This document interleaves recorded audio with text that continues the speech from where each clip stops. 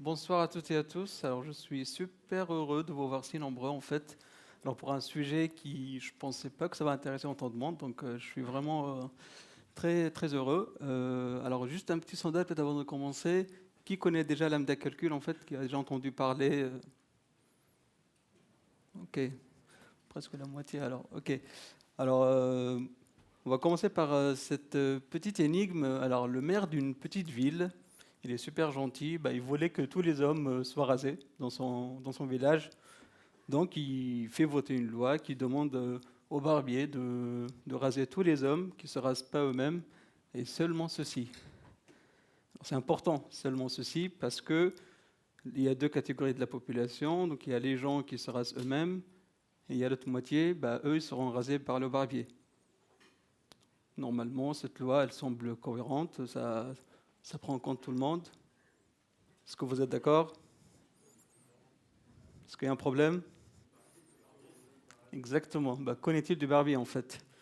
Lui, il ne peut pas appliquer cette loi. S'il se rase lui-même, bah, du coup, non, il n'a pas le droit. En même temps, il doit être rasé parce que c'est un homme, il habite au village. Bref, ce problème, en fait, s'appelle le paradoxe du barbier. Il a été utilisé par un certain Bertrand Russell pour illustrer un problème sur la théorie des ensembles. Et en fait, vers la fin du 19e, on va dire le 19e siècle et au début du 20e siècle, il y avait un gros souci que rencontraient les mathématiciens, c'était qu'il y avait pas mal de problématiques qui émergeaient du fait qu'ils commencent à s'intéresser à la complexité et à la logique. En gros, ce qui se passe, c'est qu'ils ont des théorèmes, ils ont des bases fondamentales en mathématiques qui leur donnent parfois des contradictions. Donc il y a des théorèmes, parfois, quand on les enchaîne, on fait des raisonnements vraiment formels, dans des réflexions par l'absurde, par exemple, bah, ça leur mène à prouver qu'il y a un autre théorème eux, ils pensent que c'est déjà quelque chose qui est vrai tout le temps. Bah, ils se rendent compte que c'est des contradictions. Et du coup, il y avait pas mal d'exemples comme le paradoxe du barbier qui ont émergé à cette époque-là. Il y a d'autres exemples. Il y a le paradoxe qui est souvent appelé le paradoxe du menteur, que nous, on peut illustrer avec cette phrase. Donc, si j'écris une phrase en jaune qui dit que toutes les phrases écrites en jaune sont fausses, est-ce que là, on peut dire si cette assertion est vraie ou pas? Parce que si je suppose qu'elle est vraie, bah, ça veut dire qu'elle est... C'est une phrase écrite en jaune déjà, donc ça veut dire qu'elle est fausse. Du coup, elle respecte la règle, mais on est parti de l'hypothèse qu'elle est vraie, au final elle est fausse. Et inversement, je ne vous la refais pas, si elle est fausse, bah, ça veut dire qu'elle est vraie. Problème. Alors, je ne sais pas pour vous, moi quand j'ai vu cet énoncé, ça m'a fait penser cette scène. C'est pas une scène, c'est plutôt la blague de Pinocchio. Bah, si Pinocchio nous dit mon nez va grandir, on ne sait pas s'il est en train de mentir ou pas en fait. S'il est en train de mentir, bah, son nez va grandir. S'il n'est pas en train de mentir, son nez va pas grandir. Mais lui, comme il ment tout le temps. Bref, tout ça pour dire qu'il y avait tellement de paradoxes et de propositions comme ça qu'on va attendre un grand monsieur qui s'appelle David Hilbert.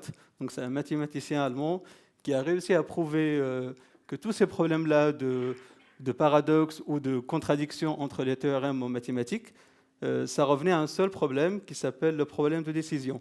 Alors j'ai évité de le prononcer en allemand, déjà par respect à M. Hilbert, parce que c'est un grand monsieur. Mais nous, on le connaît comme le problème de décision ou problème de décidabilité. Et ce qui nous intéresse aujourd'hui, on est à Devox, donc on n'est pas là pour voir les maths, c'est que ce problème-là, il a une inclinaison dans le monde de l'informatique qui s'appelle le problème de l'arrêt.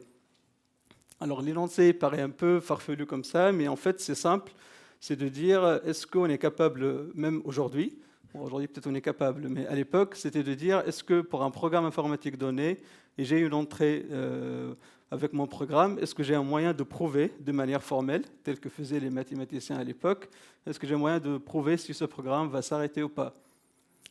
Et la réponse est non. Bah, Turing, tout de suite, il a dit à M. Hilbert, non, on ne peut pas trouver une solution à ton problème. Et il a réussi à prouver ça grâce à la machine de Turing en 1936. Mais ce que ne savait pas M. Turing, c'est qu'il y a quelqu'un d'autre qui a réussi à le devancer, à trouver cette réponse grâce à un autre formalisme qui s'appelle lambda calcul. Ce qui est intéressant, c'est qu'en fait, on a deux personnes qui ont réussi tous les deux à résoudre le même problème, qui est le problème de décision, mais vraiment en utilisant deux approches complètement opposées. D'une part, on a une machine, donc déjà il y a vraiment ce côté physique, il y a cet aspect même mécanique si on schématise un peu. Il y a cette notion d'état dans la machine de Turing qu'on peut modifier, qu'on peut lire, qu'on peut écrire. Et d'autre part, on a lambda calcul qui est vraiment juste un système de notation qui a été écrit juste sur papier par Alonzo Church et qui se base uniquement sur les fonctions. Et un élément d'histoire que peu de gens connaissent, c'est que Alonzo Church, il était le professeur et le superviseur de thèse de Alan Turing. En fait, quand Alan Turing s'est rendu compte qu'il y a quelqu'un d'autre qui a trouvé une solution pour le même problème, déjà il était dégoûté, parce que c'est quand même des travaux des années et des années, mais aussi en fait il était curieux de savoir à quoi ressemble ce formalisme et en quoi en fait ça ressemble à la machine de Turing. Du coup, il l'a rejoint à l'université de Princeton et c'est ce qu'ils ont réussi à prouver ensemble, c'est que les deux approches sont équivalentes, c'est-à-dire que n'importe quel programme qu'on peut écrire en lambda calcul, on peut le faire tourner sur la machine de Turing. Et si j'ai quelque chose qui tourne sur la machine de Turing, je peux la représenter avec lambda calcul. Bien évidemment, nous aujourd'hui, on s'en fout un peu de Turing, on va parler plutôt de lambda calcul. On va déjà découvrir sa syntaxe et on va surtout voir en quoi ce petit système de notation, qui paraît simple et débile parfois, a influencé les langages fonctionnels tels qu'on les connaît aujourd'hui. Alors, quelques mots à propos de moi. Donc, moi, je m'appelle Yassine Meherzi, je suis développeur depuis à peu près 8 ans. Je fais de la programmation fonctionnelle et actuellement, je travaille à la Société Générale. Alors, vous pouvez me retrouver sur Twitter. D'ailleurs, là-dessus, vous pouvez voir les slides juste après la présentation. On va commencer par la syntaxe. Donc, on a dit, c'est un système de notation, tout est fonction. Donc, alors, lambda abstraction, le premier mot sophistiqué, mais qui ne veut pas dire grand-chose, c'est juste la définition d'une fonction. C'est comme quand on définit une fonction en JavaScript. Lambda, c'est le début de ma fonction. Le x, c'est l'argument que je vais prendre de ma fonction. Le point représente la fin des arguments, donc il n'y a plus d'arguments après le point. Et le e, c'est l'expression qui représente le corps de ma fonction. Une expression, ça peut être soit une variable x, y, z, soit une autre abstraction, soit une application d'une expression à une autre expression, soit un groupement d'expressions qui sont séparées par des parenthèses. Et en gros, avec ça, Alonzo Church, en fait, il a dit j'ai créé le plus petit langage de programmation qui a jamais été conçu. Donc, ça va jusque-là? Donc, ça paraît un peu abstrait. Vous allez voir qu'avec quelques exemples, ce n'est pas très différent de ce qu'on fait tous les jours quand on écrit du code. Donc, on va prendre par exemple la fonction identité. Donc, c'est la fonction qui, pour n'importe quelle valeur, me retourne la valeur elle-même. Très simple. Donc, si j'applique ça à la valeur 5, ça me donnerait quoi? J'ai pas entendu. Exactement. Donc, l'identité de 5, c'est la valeur 5. Donc là, on réalise. Alors, le deuxième mot sophistiqué, après, on arrête. Le bêta réduction. Donc, ça veut dire, en fait, c'est qu'on va remplacer toutes les occurrences de x par notre argument et on va essayer de réduire notre expression jusqu'à ce qu'on obtienne une valeur exacte. Donc là, quand je remplace x par 5, l'identité de 5, c'est 5. J'obtiens 5. Valeur exacte, je m'arrête. Deuxième exemple, je fais l'incrémentation sur la valeur 2. Donc, je remplace x par 2. Là, je fais ce qu'on appelle quoi? Une bêta réduction, exactement. Donc, on obtient 2 plus 1. Et là, on obtient ce qu'on appelle expression réductible parce que 2 plus 1, ce n'est pas une valeur exacte. Je continue à réduire. J'obtiens 3. Là, je m'arrête. Mais il y a quand même quelques règles à avoir en tête quand on applique les réductions. La première, c'est qu'il y a un ordre d'application qui est toujours de gauche vers la droite. Ça veut dire qu'il faut toujours commencer par réduire mon bloc de gauche avant d'appliquer l'argument. Par exemple, quand j'ai deux fonctions f et g et un argument a, avant d'appliquer mon argument, je dois réduire mon bloc de gauche.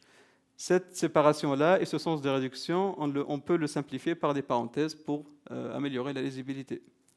Donc, si je prends un exemple, j'ai deux fonctions f et g et j'ai un argument 5. Là, avant de remplacer x ou y par 5, je dois déjà réduire mon bloc de gauche. Donc, je remplace toutes les occurrences de x par ma fonction g. Il se trouve que c'est juste la fonction identité qu'on a vue tout à l'heure. Là, j'obtiens une nouvelle fonction qui me retourne y plus 2. Là, je n'ai plus rien à réduire. J'applique mon argument 5. J'obtiens mon résultat. La deuxième règle aussi qu'il ne faut pas oublier, c'est qu'il y a plusieurs stratégies d'évaluation. Donc, on a vu tout à l'heure qu'il faut toujours commencer par la gauche pour réduire les fonctions. Mais on peut avoir des exemples où, par exemple, ici, j'ai une fonction f, Mais par contre, c'est mon argument qui est sous forme d'expression. Et là, j'ai le choix de faire deux manières différentes. La première, c'est de remplacer bêtement. On est développeur, c'est ce qu'on fait. Je remplace x par 3 plus 4. J'obtiens 7 plus 7, ça me fait 14. On appelle cet ordre normal. Vous allez voir que vous le connaissez déjà en fait. La deuxième façon de faire, c'est que je vais évaluer plutôt x. Je vais évaluer mon expression, ça veut dire mon argument. Donc j'obtiens 7. Après, je fais la substitution et je remplace x par 7, j'obtiens 14. Donc on obtient toujours le même résultat. La deuxième façon de faire, on appelle ça ordre applicatif. Mais ce qu'il faut noter, c'est qu'en fait, ces deux manières-là de notation qui existaient dans lambda calcul, c'est ce qui a représenté la fondation pour des principes comme l'appel par nom ou l'appel par valeur qu'on utilise aujourd'hui dans tous les langages de programmation. Et ce n'est pas que les langages fonctionnels d'ailleurs. La deuxième observation à faire, c'est qu'on voit bien que la première manière de faire, quand j'ai remplacé tout de suite x par 3 plus 4, ce n'est pas très efficace parce que j'ai évalué l'expression 3 plus 4 deux fois alors que j'en ai besoin qu'une seule fois. On va voir que ce n'est pas toujours le cas. Donc quand j'ai une fonction constante, par exemple, qui pour x me retourne 2, pourquoi pas. Aujourd'hui, l'appelée c d'ailleurs en fait. Et le même argument 3 plus 4. Donc là, si je remplace tout de suite bêtement, 3 plus 4, j'en ai pas besoin dans ma fonction, j'obtiens la valeur 2. Alors que si je fais avec l'ordre applicatif, c'est-à-dire j'évalue 3 plus 4, j'obtiens 7, là je l'aurais fait pour rien parce que je n'en ai pas besoin. Donc on voit bien que dans certains cas, le fait de retarder l'évaluation, c'est quelque chose qui peut être plus efficace. Ce qu'il faut retenir de tout ça, c'est que les deux ordres sont possibles dans lambda calcul, et encore mieux, en fait, les deux ordres donnent toujours le même résultat. C'est-à-dire, peu importe la stratégie d'évaluation adoptée, on aura toujours le même résultat à la fin. Mais ce qui nous intéresse, nous, aujourd'hui, en fait, c'est que c'est grâce à ce genre de réflexion, déjà qu'on a obtenu l'appel par nom et l'appel par valeur, qui existent dans tous les langages de programmation, on a pu imaginer un mode d'évaluation qui est encore plus efficace, qui s'appelle le lazy evaluation. Ça consiste, pour ceux qui ne connaissent pas, ça consiste au fait de retarder les évaluations des expressions. Je ne vais pas évaluer mes expressions tant que je n'en ai pas besoin. Si je le fais une fois, je vais toujours réutiliser le résultat de la première évaluation. Et comme ça, c'est beaucoup plus optimisé en termes de performance. Les evaluations, en fait, ça a daté depuis les années 30. Aujourd'hui, il y a des langages, on se pose toujours la question est-ce que ça vaut le coup d'implémenter ou pas. Est-ce que je ne vous ai pas perdu là ? Ok, donc on a dit que dans lambda calcul, il n'y a que des fonctions, et les fonctions, c'est cool. Ils ont certaines propriétés. Alors la plus connue, c'est que les fonctions lambda, ce sont des fonctions anonymes, c'est-à-dire la fonction, elle n'a pas de nom, elle n'a pas de référence. Elle peut avoir ce qu'on appelle une variable libre ou une variable liée. Variable liée, c'est un argument. La variable libre, c'est quelque chose qui ne fait pas partie des arguments. Ce qui est intéressant avec cette représentation des fonctions anonymes, c'est qu'en fait, c'est grâce à ça qu'on peut parler des notions des portées de variables et aussi une notion qui est apparue beaucoup plus tard dans les langages de programmation qui s'appelle les closures. Quand on l'a appris en JavaScript, il y a un truc super cool, de closure. Mais pareil, ça se venait aussi de super longtemps. On pouvait faire ça déjà depuis 1936. Deuxième propriété intéressante, les fonctions de lambda calcul sont des fonctions pures. C'est-à-dire, quand Alonzo Church en fait, voulait expliquer à Alan Turing pourquoi il n'aimait pas forcément la machine de Turing, il lui a dit, pour moi, une fonction, c'est une boîte noire. Donc, je n'ai pas accès à ce qu'il y a à l'intérieur, je n'ai pas envie de savoir qu'est-ce qui se passe, j'ai besoin d'avoir juste une signature. Donc, je donne un input et j'ai envie de savoir qu'est-ce que ça va me retourner. Donc, je ne veux pas avoir des fonctions, par exemple, qui ne me retournent rien. C'est chose qu'on fait assez souvent, malheureusement. Et c'est grâce à cette notion, en fait, de fonction pure, que toutes les fonctions de lambda calcul ils n'ont pas d'effet de bord déjà. Déjà, c'est sur papier, c'est très compliqué d'avoir des effets de bord. Mais surtout, plus intéressant, c'est qu'il n'y a pas d'état interne. Et qui dit pas d'état interne, on a gratuitement l'immutabilité et on dit que toutes les fonctions respectent la transparence référentielle, qui est considérée comme une notion un peu sophistiquée en programmation fonctionnelle. C'est un truc très simple qui veut dire, dans mon programme, si je l'applique pour les mêmes entrées, j'aurai toujours le même résultat. Il n'y a pas d'effet de bord, il n'y a pas d'écriture dans un fichier, appel base de données, appel réseau. Tout ça, on le sépare complètement de notre code métier ou code qu'on a envie en tout cas de tester correctement. Troisième propriété, c'est que les fonctions dans lambda calcul sont des fonctions dites d'ordre supérieur. En fait, c'est tout simplement le fait de dire ma fonction, elle peut prendre une autre fonction comme argument ou ça peut me retourner une autre fonction. Ça paraît abstrait, encore une fois. Mais si on revient sur la syntaxe qu'on a vue tout à l'heure, qui était quand même trop simple, on a dit qu'on peut avoir dans le corps de la fonction une autre abstraction ou une application d'une expression à une autre expression. Encore abstrait, je retente, j'ai une autre fonction, je prends la fonction identité, j'essaie avec un exemple, j'applique ça sur une autre fonction. Si on regarde, j'ai une première fonction qui prend x, me retourne x, et une deuxième fonction qui fait juste l'incrémentation. Ça va me retourner quoi, ça, par exemple? Des courageux, courageuses.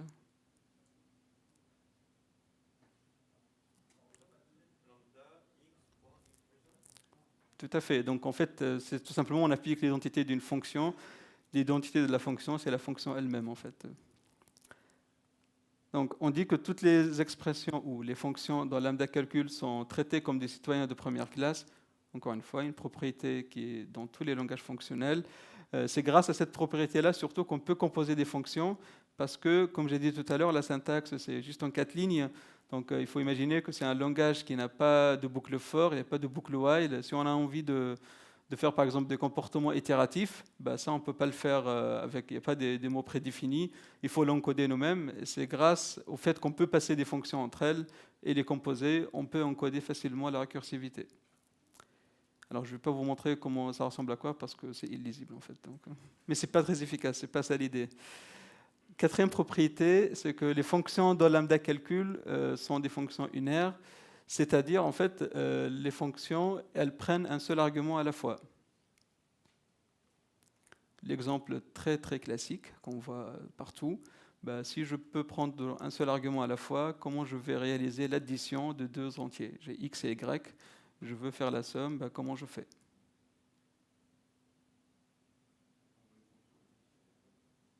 J'ai pas entendu.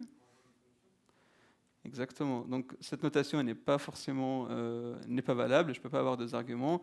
Donc en fait, on va utiliser les fonctions d'ordre supérieur qui retournent une fonction et on fait ce qu'on appelle une purification, un buzzword à un moment donné qui paraissait un peu très sexy, mais au final, ce qu'on fait, c'est juste en fait, on prend une fonction qui a un premier argument et qui nous retourne une fonction qui prend le deuxième argument. Abstrait encore une fois. On va prendre un exemple. Donc je prends une fonction qui prend x et la deuxième qui prend y, je les applique pour x égale à 1 et y égale à 2.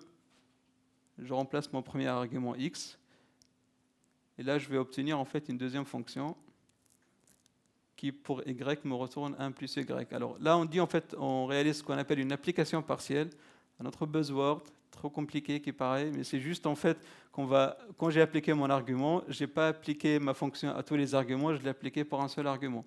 Et le fait que ça me retourne une deuxième fonction, bah, ça veut dire que c'est toujours une application partielle, bah, je dois faire une deuxième application. Je remplace y par 2, et là j'obtiens 1 plus 2 égale à 3. Donc on voit bien qu'avec un formalisme assez simple, basique, écrit sur papier, on a pu représenter des notions qui paraissent parfois complexes et intimidantes même, comme la purification, l'application partielle. Et encore mieux, moi ce que j'ai bien aimé avec cette propriété, en fait, c'est que je vois bien que quelqu'un, en 1936, il s'est dit, ben moi si je vais faire des fonctions, ça serait bien que ce soit des fonctions petites, avec un seul argument, qui font un seul truc. Et ça, malheureusement, c'est quelque chose qu'on ne fait pas dans notre métier. On a toujours tendance à avoir des fonctions compliquées. Et qui dit fonction plus simple, c'est plus simple à tester, plus simple à maintenir, plus simple à lire, etc. Voilà, on est fini avec les maths. Il n'y a plus de maths là, c'est bon.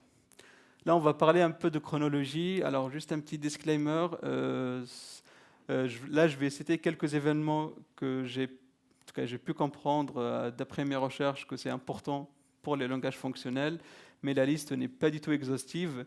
Donc, s'il y en a qui connaissent quelques langages ou que vous appréciez un langage, bah, j'espère que vous n'allez pas être vexés si vous ne le voyez pas dans la liste. Alors, bien évidemment, tout a commencé avec lambda calcul en 1936 et on va attendre 5 ans avant d'avoir une version de lambda calcul typée, parce que les types, c'est bien, c'est pas comme JavaScript. Et ça nous permet de faire, ça nous permet de typer nos arguments surtout, parce que tout de suite, quand on va essayer de tourner ça sur la machine de Turing, ça n'a pas trop marché. Et on va attendre jusqu'à 1958, quand John McCarthy va publier la première version de Lisp, qui représente pour certains la première implémentation de lambda calcul, même si lui, en fait, il l'a pas proclamé. Il a dit que pour lui, en fait, Il s'est inspiré du principe des fonctions d'ordre supérieur, c'est-à-dire le fait d'avoir des fonctions qui retournent des fonctions, parce que c'est avec ça qu'il a fait les expressions récursives. Mais par contre, il a pas forcément implémenté il a pas forcément implémenté lambda calcul. Il a juste utilisé le symbole lambda. Et on va attendre Scheme, en fait, que lui, c'est plutôt le premier langage qui a vraiment implémenté. Son noyau, c'est l'implémentation de lambda calcul. On peut exactement retrouver le slide que je vous ai montré, en fait, vraiment dans le langage. Et il y a d'autres langages dans la famille Lisp que je ne cite pas forcément ici parce qu'il y en a beaucoup. Là, j'ai cité juste Clojure parce que c'est un des langages qui sont très récents et qu'il a la particularité surtout de tourner sur la JVM. Donc, pour des gens qui sont à Devox, c'est super pratique. Et après, on va attendre en 1972 pour avoir une nouvelle version de lambda calcul qui est souvent appelée système F. En fait, là, on va commencer à avoir on avait les types déjà, mais on va commencer à avoir des types un peu plus riches.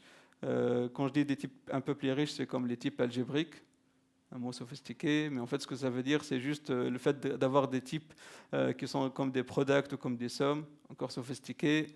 On va la faire simple. Tout à l'heure, vous avez vu la presse sur record de Java. Ben c'est ça, en fait, ça, on appelle ça des types algébriques. On aime bien en programmation fonctionnelle, en fait, appeler des trucs un peu sympas ça fait un peu un truc intéressant, mais c'est pas forcément le cas. Et en fait, lambda calcul polymorphe, ce que ça va faire, ça va représenter le socle de tous les langages ML qui représentent vraiment, c'est là où on a commencé à avoir des langages déjà qui implémentent lambda calcul avec le typage statique et surtout en introduisant des principes comme le pattern matching. Et là, je vois le silence. Pattern matching depuis 1973. Moi, j'ai vu tout à l'heure la presse, en fait, en Java 18, mais pas sûr, mais preview, mais je ne sais pas quoi. C'est pas pour cracher sur Java, en fait. C'est juste pour dire que ce sont des principes et des concepts qui ont été déjà implémentés et qui sont déjà, en fait, bien fondés. C'est juste que, malheureusement, on prend beaucoup de temps, en fait, à arriver à ce niveau-là. Alors, je cite pareil, il y a plein de langages dans la famille ML, je ne les cite pas tous ici. Petite mention juste pour Miranda, c'était le premier langage qui a introduit la lazy evaluation qu'on a vu tout à l'heure. Et depuis, lazy evaluation, c'est devenu un standard dans tous les langages fonctionnels de nos jours. Camel, c'est juste parce que c'est français, donc Cocorico. Et après, ML n'a pas forcément plu à M. Jean Bacchus. Alors, pour lui, en fait, ce n'était pas forcément une bonne idée. Pourquoi ? Parce que ML, en fait, ça permettait toujours de faire de la programmation impérative, c'est-à-dire c'est un langage qui cohabite les deux paradigmes en même temps. Monsieur Jean Bacchus est un puriste et lui, il voulait faire que du fonctionnel. Et en fait, quand il a publié son paper en 1977, il a sorti un langage que personne n'a utilisé. Mais par contre, c'est ce qui va inspirer beaucoup en fait Haskell. Donc, quand on regarde les références d'Haskell, en fait, ça se passe beaucoup sur les travaux de Jean Bacchus. Donc c'est pour ça qu'on le cite. C'est un grand monsieur. Et en 1986, on va avoir la famille Erlang qui a vraiment changé la donne sur plein d'axes. Alors la première, en fait, c'est que déjà Erlang, c'était vraiment le premier langage qui a mélangé la programmation fonctionnelle avec la programmation concurrente. Et surtout, c'était le premier langage, en fait, qui a sorti la programmation fonctionnelle en soi des labos de recherche. Parce que jusque-là, en fait, tous les travaux qui ont été faits, c'était principalement des travaux académiques. Ça permettait surtout aux mathématiciens et aux chercheurs de faire avancer leurs travaux, mais ce n'était pas forcément des choses qui se font dans l'industrie. Erlang, ça a été créé chez Ericsson, je crois, dans les labos de recherche et développement. Et depuis, en fait, ça va casser une barrière et on va voir c'est quoi l'impact qu'il aurait. Il y a un autre langage dans la famille Erlang qui se base sur Erlang et qui est dans la même famille, qui s'appelle Elixir, qui commence à gagner en popularité. Pareil, programmation fonctionnelle avec plus d'accent sur le typage statique et surtout la programmation concurrente, parce que c'est vraiment la question à laquelle il répond. Et depuis Erlang, en fait, là, on va commencer que beaucoup plus de langages commencent à sortir depuis des environnements industriels. Donc, OCaml, pareil, hein, c'est juste pour le côté Cocorico, parce que c'est INRIA. Ce qui est intéressant, OCaml, en fait, ça a mélangé la programmation orientée objet avec du fonctionnel. Mais encore, il y a F# qui a été sorti par Microsoft. Pareil, ça mélange les deux. Et Scala qui tourne sur la JVM, on peut faire de la programmation fonctionnelle avec de l'orienté objet. Et ça ne va pas s'arrêter là. En fait, on va voir après, avec la sortie de Rust, pareil, en fait, c'est dans la continuité de la percée du paradigme fonctionnel dans l'industrie. Rust, il a été développé par Mozilla et toujours avec le typage très fort, mais surtout en ayant beaucoup plus rapide, efficace, performant ce qui paraît parfois contre-intuitif parce que Rust, en fait, c'est un langage qui est très à la fois concurrent, mais surtout qui insiste beaucoup sur la sûreté, sur la safety, pour ne pas avoir des problèmes de mémoire. Et je vous conseille vraiment le talk de Benjamin hier, qui explique bien comment Rust est fait en fait pour arriver à ce but-là. Et après, on va voir Helm. Ça, c'est nos amis front, hein, ils essaient de faire des trucs quand même. Helm, en fait, ça représente peut-être les premiers essais sur la programmation fonctionnelle côté dans la communauté front-end. Et ça, il n'y a pas que Helm, il y a d'autres, tous les travaux par exemple sur React et sur Redux, ou même encore Clojure Script. En fait, donc il y a pas mal de choses qui se passent côté front qui vont toujours dans ce sens-là. Et rien que le fait qu'on voit des langages historiquement orientés objets et impératifs qui se penchent sur les fonctionnalités du paradigme fonctionnel. Donc ça montre que le langage, en fait, il est vraiment, le paradigme, pardon, il est déjà dans notre industrie. Il est beau ce slide. Hein. Ouais. J'ai mis 2 jours à le faire, donc j'aime bien le regarder. Alors, juste un petit détail. Alors, c'est pas le slide anti-diversité, donc je ne sais pas s'il y en a qui l'ont remarqué, mais il n'y a que des hommes blancs. Bon, on va le reconnaître, on va le dire, c'est un peu malheureux, mais espérons que ça va changer en fait. Si on refait le point dans 20 ans, espérons que ce n'est pas le cas. Alors, et pour conclure, alors, dans la conclusion, moi j'aimerais bien juste répondre à une question. Pourquoi tout ça c'est important ? Alors, la première, en fait, c'est que, alors moi je ne sais pas forcément pour vous, mais un des trucs que je remarque souvent dans notre métier, c'est qu'on a tendance à répéter les mêmes erreurs, même au sein d'une équipe, de département, de l'entreprise. Et de l'industrie de manière générale. Et une partie de ça, c'est dû au fait qu'on n'apprend pas assez de notre erreur. Et je pense que c'est lié au fait qu'on ne connaît pas assez notre histoire. Donc, par exemple, des problématiques comme multithreading ou comme l'immutabilité, en fait, ça a été déjà adressé depuis longtemps par des gens. Il y a des langages qui le font déjà. On a juste tendance, en fait, à vouloir refaire des trucs qui existent déjà. Le deuxième point, il est peut-être assez personnel. Moi, qui venait du monde Java et du monde C#, je n'ai pas fait de la programmation fonctionnelle. Donc quand j'ai appris, on m'a appris tout de suite de faire autrement. Donc j'étais peut-être un peu déformé. Mais ça m'a aussi... j'ai eu beaucoup de difficultés en fait quand je voulais commencer à regarder la programmation fonctionnelle. Alors c'était peut-être une erreur de ma part. J'ai commencé à regarder Haskell. C'est peut-être pas le bon moyen pour commencer. Mais j'avais vraiment cette sensation-là où il y avait beaucoup de mots qui sont intimidants, il y a pas mal de concepts qui paraissent un peu trop compliqués. Et ce qui m'a permis de voir lambda calcul, en fait, c'est que ça peut être des choses qu'on simplifie avec une syntaxe qui tient sur un seul slide. On voit bien que ce n'est pas des trucs très compliqués.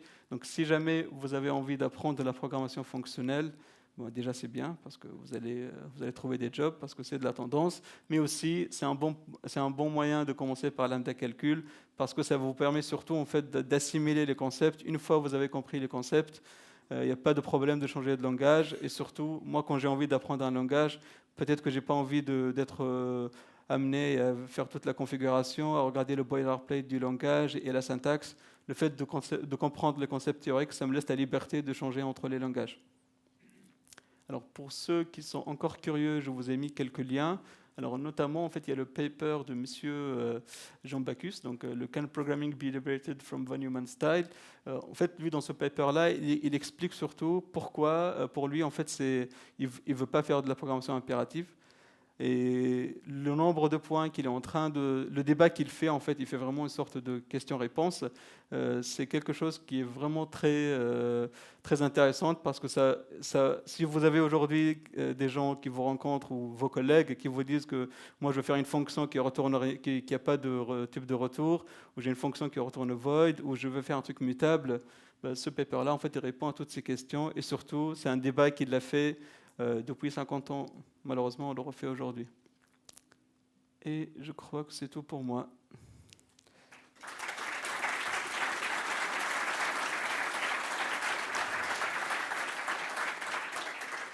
Alors, il nous reste 10 secondes. Je ne sais pas si on a le temps pour des questions, mais en tout cas, si jamais je suis encore là demain aussi, dans le couloir, si vous voulez, n'hésitez pas à venir me voir.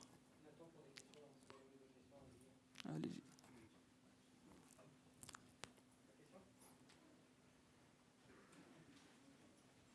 C'est bon? Oui, bah, je suis encore là donc pour demain. Y a pas de... Merci.